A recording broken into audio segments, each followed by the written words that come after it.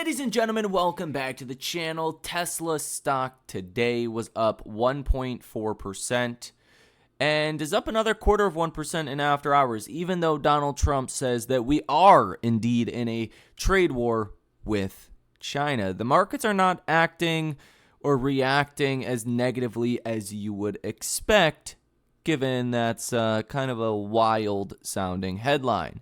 Now, in today's episode, we will be going over some of your latest Tesla news, the option activity today, which was incredibly bullish, what's coming next for markets, how to prepare in this market environment, what I am doing personally, my thoughts around Tesla. We will look at tomorrow any of the economic data we will be getting. Fed speakers are going to be a catalyst, but really what's likely going to move this market are any further headlines we get in regards to a trade war that Donald Trump says that we are most certainly in. Now, Tesla stock, even from a technical perspective, looks pretty good. It looks like it's recovering a bit, and we'll talk about that in today's episode. And last but not least, I do have a clip or two from CNBC I want to share with you that you need to hear.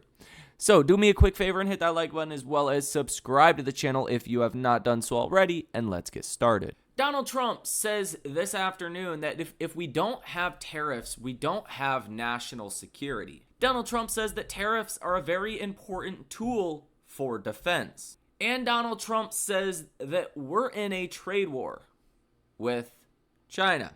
So that's the first time you've actually heard Donald Trump, say that we are actually in a trade war with China. But surprisingly, following those headlines, stocks really did not react all too much. So that could be a sign of strength maybe coming back into markets. It was reported today that China is quite literally trying to cause the stock market to fall to influence Trump, to gain leverage in trade negotiations. I don't know why they think Trump would care if the stock market falls. Trump did not care much until the markets were down 20% back in April. I don't know. I hope that's not China's game plan here. Secretly, I kind of do. I kind of hope stocks fall so, we can make a lot of money. But I know a lot of you guys do not want stocks to fall a 20+% decline. So I'll just stick with, let's hope that does not happen. But secretly, I am rooting for that to happen, if that makes any sense. So we're in a very weird environment. And I just want to say, you need to buy on red days, sit tight on green days, keep cash ready to buy if stocks continue to fall. That's my game plan. It's literally as simple as that. If you have stocks that you like, I personally like smaller cap AI companies. We're heading into an acceleration in hopefully the consumer getting better into next year. Inflation's continuing to fall. Rates are going to continue to fall. Real estate should be getting better, hence helping consumers to recover a bit. AI is alive and well. I think this is a market environment where you want to stick to, again, not financial advice. This is what I'm doing. I'm sticking to smaller cap companies. Does the Metas and Amazons and Microsofts look attractive here?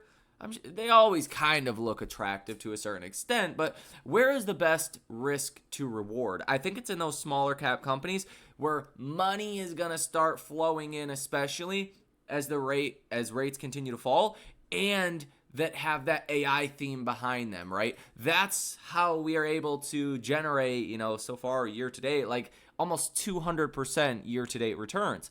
It is from this style of investing. I know it's not for everyone. Now, Tesla is the only large cap company that I am interested in. Okay? Why? Because it's basically brand new to AI. Just in the past month or so, the markets have finally started to assign some real value to Tesla's AI projects. Now, it's not even close to being expensive from an AI perspective. The stock has just now started to price in anything good from AI, and you're only talking like a 20% rally in the past month and a half or so. I think Tesla's AI businesses will continue to grow, continue to scale, and you are in the very early stages. I think in 12 months, Robotaxi is going to be in a lot more cities. Optimus, hopefully, is starting to see some commercial deployments. In that scenario, Tesla stock is going much higher. But besides Tesla, those are the other areas that I'm really interested in right now. So on these red days, Tesla's down 7%. I'm going to buy some Tesla, right? Other stocks that I like are down 5 to 10% just because the markets are volatile and nothing changed with those companies. I'm going to be buying those companies. But next day later, after those red days, if those stocks are green again, I'm not buying on those green days, right? With this much volatility, you don't have to rush to get into markets. There's some time to let things play out.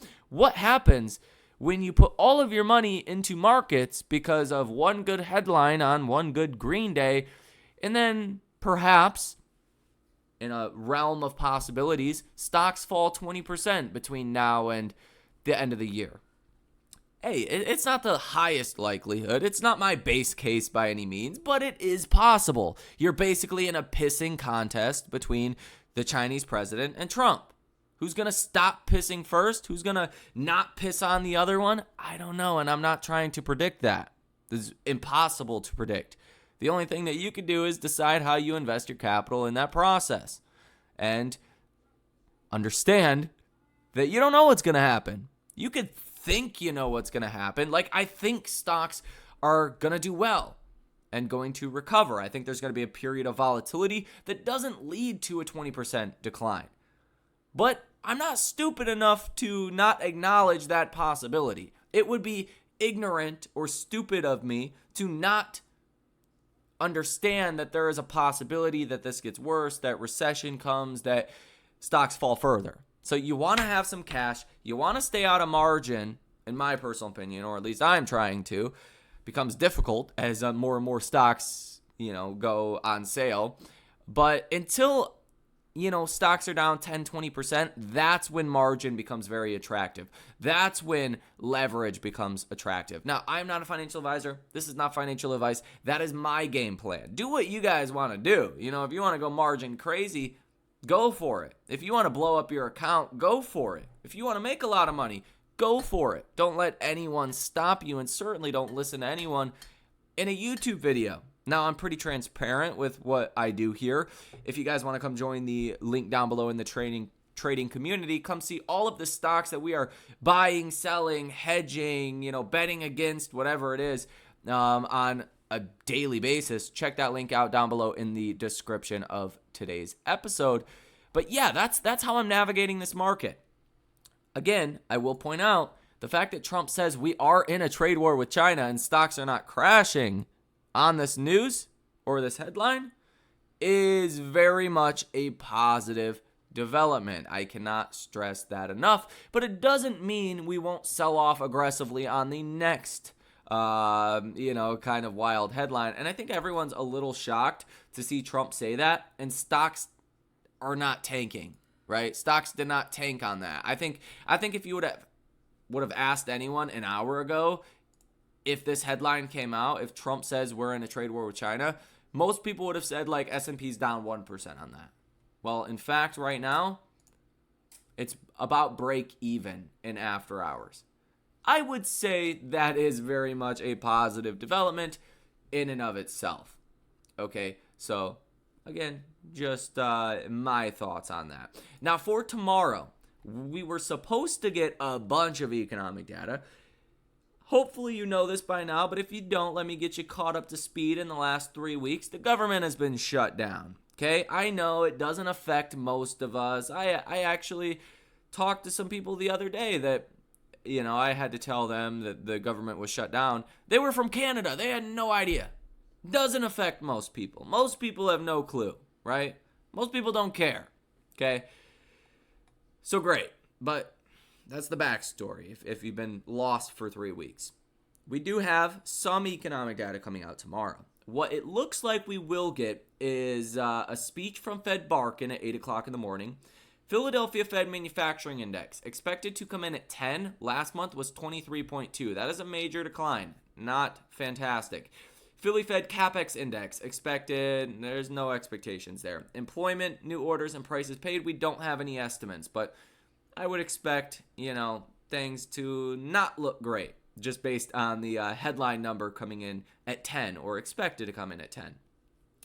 Now, in this market environment where we don't have much for economic data, even these regional Fed surveys could move the markets a lot. So be on the lookout for that. Fed Barr speaks at 9 a.m. Fed Moran speaks at 9 a.m. Fed Waller speaks at 9 a.m. Fed Bowman speaks at 10 a.m. We do get the NAHB Housing Market Index, expecting that to come in at 33, a little bit of an improvement from last month's 32. So there you have it. You should get some oil data coming out. Usually not important. Fed Barkin speaks at 12:45. Fed Moran speaks again at 4:15. Fed Kashkari speaks at 6 p.m. We were supposed to get PPI, retail sales, month-over-month, initial jobless claims, continuing jobless claims, all kinds of stuff, business inventories. You get it, a long list of economic data today or tomorrow. But again, government shutdown, so we're not going to get that. On Friday, you're going to have some Fed speakers, some net long-term TIC flows, foreign bond investments, some of that, but you're not going to get other data like export prices, import prices, year-over-year, month-over-month, housing starts, or building permits, okay? So we are really in just a data blackout at this current moment, which, again, is not great, but markets are chugging along. Now, this is projected to be the longest government shutdown we've ever seen. We're not projecting the government to open until end of November, early December, like a while here. Now, Jerome Powell reassured us yesterday that the Fed is really under the same thinking as they were before. They still think it's appropriate to cut rates at least in October and in December, and kind of reevaluate as we get into 2026. Jerome Powell really calmed markets by saying this one line here. And I'm going to paraphrase, but Jerome Powell said, yep, there's a lot of data we're not getting, but there's a lot of data the Fed has access to that the markets don't necessarily have access to. So Jerome Powell basically said they have a pretty good understanding of where things are at. As far as the labor market, inflation, blah, blah, blah. He didn't go into too much detail on that. But the fact that he said things really haven't changed from September is good. It means we're probably not plummeting into a recession. We're probably not seeing another round of, harmful inflation. It's pretty status quo to the last update that we got. And that sounds reassuring. Now, we'll see. Anything can change. And we're going to get a lot of data once the government does open that could change everything. Now, so far so good on the earnings front.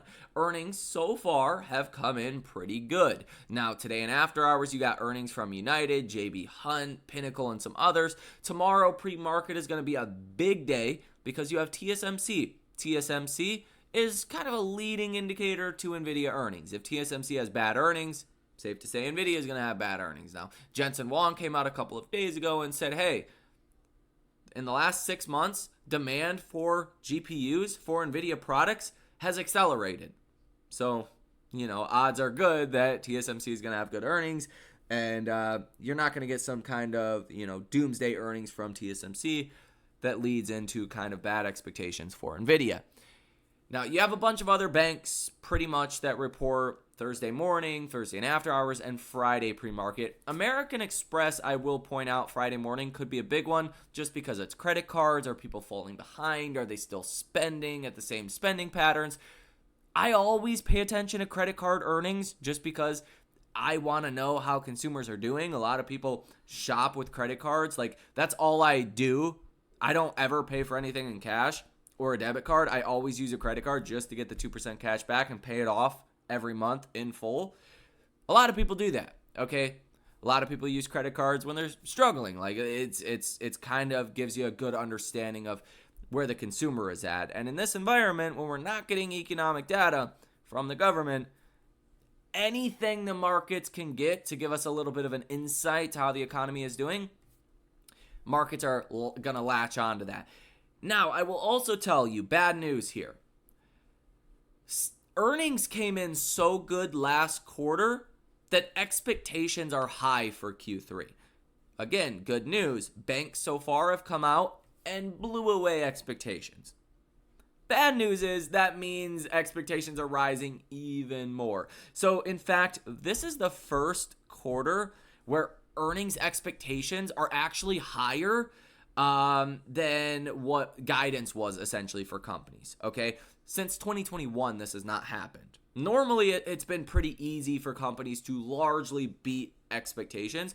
This time around, I think that companies are going to beat, but unless it's like a crazy good beat, it might be like in line or not enough of a beat to cause investors to get excited. Kind of like NVIDIA's last earnings. NVIDIA beats. They beat and raised by a certain amount. Last earnings, NVIDIA beat and raised, but not enough to get people excited. Stock sold off about 2%. Then it proceeded to roar higher over the coming weeks, okay?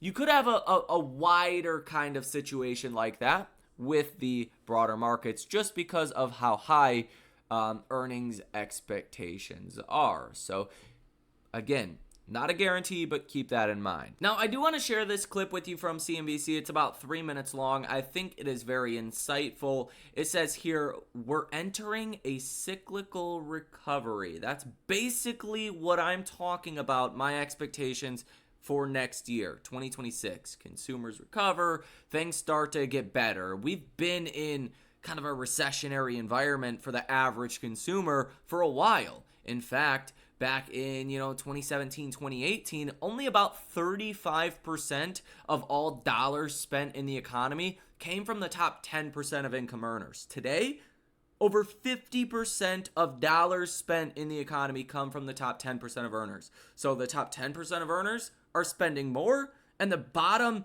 90% are spending less. Okay, that's not a sign of strength. Okay, you would want to see the top 10% of income earners, their portion of overall spending in the economy, to be going down, and the rest of everyone's spending to be going up, right? Or at least holding stable, and that has not happened in recent history. One of many metrics you can point at to show, again, higher income earners are doing better than they ever have, and lower income earners are doing the worst they've ever done. Just go out and talk to people. You'll be able to understand where I'm coming from with that. But take a listen to this clip here. Figure out what to make of this market right now. I want to ask you not about an investment, but a trade. Right now, it seems like one of the more attractive trades in the market right now with the government shutdown, trade tensions, also questions about the labor market would be VIX futures. Do you see it that way as well, or are you seeing some other opportunities with all this volatility? Right. I might say that trade is happening in spite of those seeming headwinds, Frank. What we're entering into is a cyclical recovery, and we're past the speculation stage of that, where beta matters, and we're getting into the true cyclicality phase, where that operating leverage starts to matter, where that high EPS variance starts to matter, driven by both monetary and physical stimulus. And so I think we will see leadership change. And I think that favors those high-quality cyclical sectors like materials, like transports, as you mentioned before, and like the financials, as we're seeing manifest itself in their earnings. Yeah, you mentioned materials, industrials, and financials, obviously cyclical sectors. Again, we heard from Jay Powell yesterday, seeming to strike a dovish tone. Is this simply a play on the idea that we're going to get more rate cuts, maybe as many as 2 more this year, or is there some other thesis here? I don't think it's based on that alone. When you look at globally, where most of the GDP or the companies that represent the bulk of GDP are positioning, about 90% of the world's GDP is in a stimulating phase. Only 2 major countries, Japan and Brazil, have a posture of cutting at this point. And so I think what we're looking at is a global cyclical recovery, not just in the U.S., driven by both monetary and fiscal policy. And as we well know, sometimes that takes a while to play out. And so I think that we'll be riding this tailwind 12 months from now. So you think we'll be riding this tailwind 12 months from now. Are you concerned at all about growth? Again, the government shutdown now in a second week. We've hit on this before. Government shutdowns, they have a negative impact on quarterly GDP. Also, the idea at least right now, that trade tensions could jam up, just the global economy, not just the U.S. economy, and certainly trade here in the U.S., increase potentially costs for a lot of U.S. businesses. Is it time to start worrying about growth? I think it's time to start worrying about growth, but not for the reasons you just indicated. As you well know, I am always concerned about all of those things, including inflation. But I think we need to put them in context, right? So take the shutdown. The 35-day shutdown, 2018 to 2019, cost us $3 billion in GDP. If you think the shutdown lasts twice as long, quadruples the GDP loss, that's still only 4 basis points on a $30 trillion GDP. So while that matters in the short term, and it matters acutely to those who suffer most, in the long term, it's a speed bump.